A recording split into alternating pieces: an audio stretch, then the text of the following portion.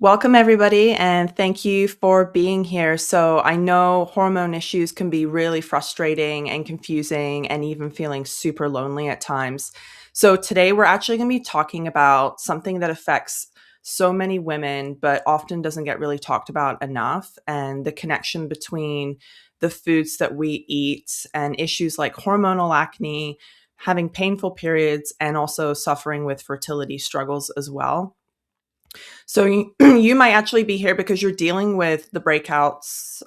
You have hormonal acne. It seems to follow your cycle, maybe painful periods that disrupt your life every month. Or maybe you've been trying to conceive and wondering why it's not happening yet for you.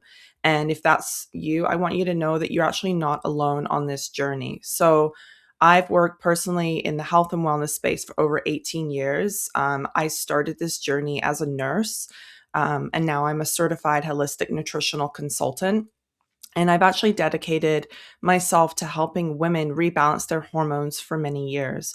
So, my own story is that I've also had PCOS, polycystic ovarian syndrome, and I've also personally struggled with these issues and more. So, I truly understand what you're going through.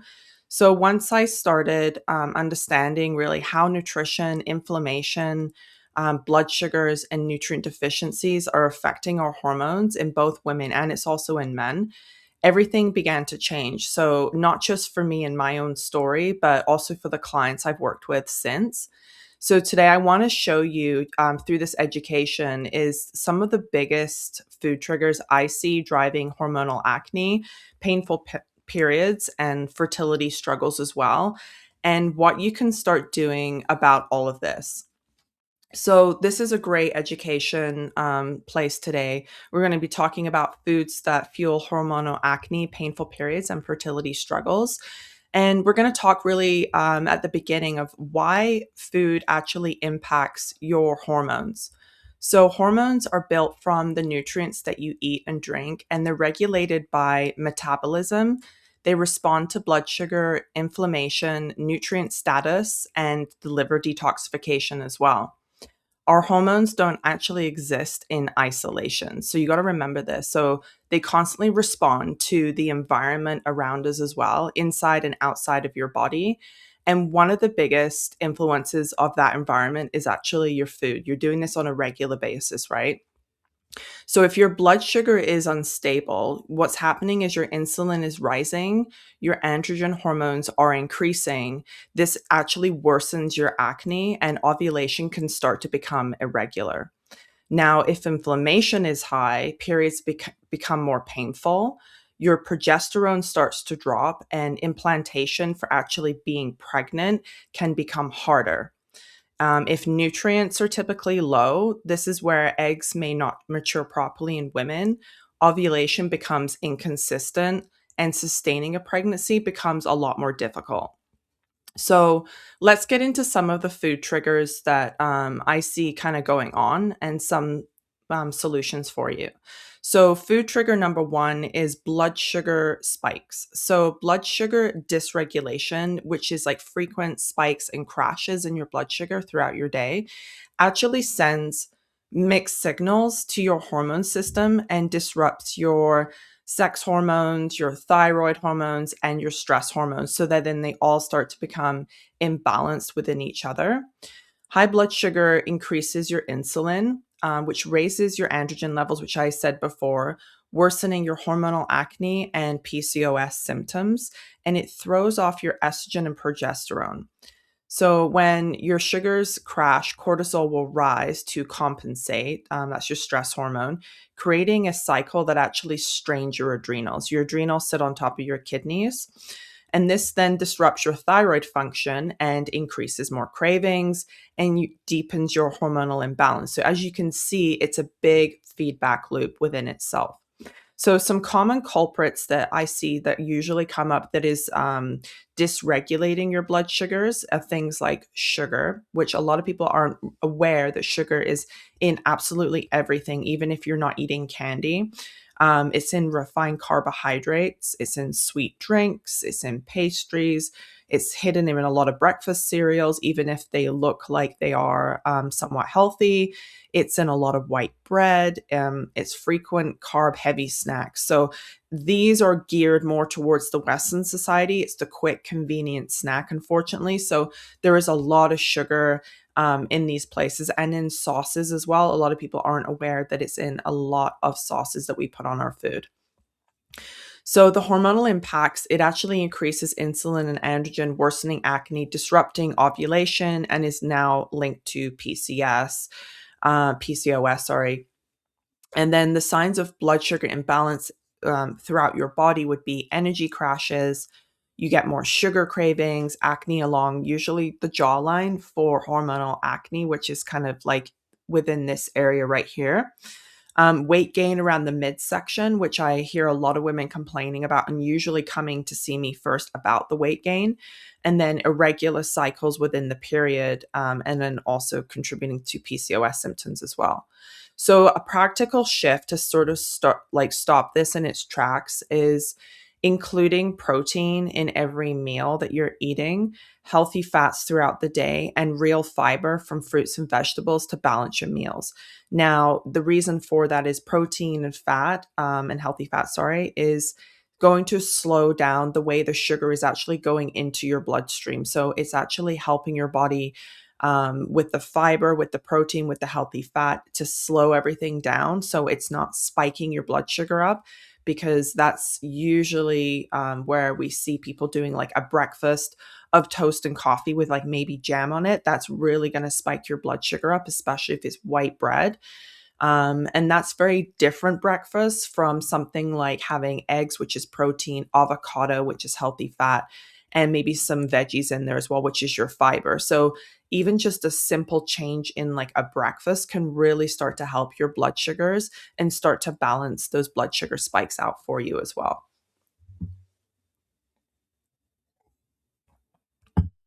Food trigger number two, this is inflammatory foods. So inflammation is like a constant background fire. If the body um if the body's in that state, it's starting to interfere with your hormone signaling, your egg quality, and your uterine health as well. So high inflammation, actually what it does is it produces prostaglandins, which is chemicals that makes periods heavier and more painful, and it can actually worsen conditions like endometriosis and adenomyosis as well. And that same environment is also affecting egg quality, the ovulation, implantation, and making conception of pregnancy, maintenance of pregnancy as well, much harder. So this chronic inflammation can actually lower your progesterone, contribute to your estrogen dominance, and it also unfortunately raises the risk of miscarriage as well. So we need to really reduce the inflammation in the food and the lifestyle, and this is vital for more comfortable periods in general, and also better fertility rates as well. So some common things where I see like inflammation happening is using things like seed oils, excess sugar as well that causes inflammation in the body, a lot of fried foods, and highly processed packaged foods. So again, really looking at sort of the type and the quality of the food that you're eating. I'm not saying you need to eat organic, but it's switching out certain types of foods with others to help the inflammation. The effects of this, though, actually worsens endometriosis pain. PMS symptoms can get really bad at this time as well, because it increases prostaglandins, which is the pain chemicals, and it can disrupt your ovulation, raising miscarriage risk, unfortunately. So painful periods are common, but they're actually not normal. So we need to look at that and address that first. So, food trigger number three, this is where nutrient deficiencies are coming in. So, our hormones require nutrients to function. So, key fertility nutrients, many women are low in, and I see this quite often when I'm helping a lot of women and men as well, is magnesium is low, zinc is low, omega-3 fats are low, iron is deficient, B vitamins, there's not enough B vitamins going on, choline is low, iodine is low, and selenium is low. So An example of this is that magnesium, what it does is actually supports your progesterone production. Your zinc is actually supporting your egg quality, and it's also really good for sperm health as well. Omega-3 reduces the inflammation that you have in your body, and B vitamins are really good at supporting ovulation. So, if you're missing this, it's not a good idea to just go out and buy a bunch of supplements and start taking them because you don't actually know what you're deficient in. So, this is where we need to make sure we actually do the assessment properly first.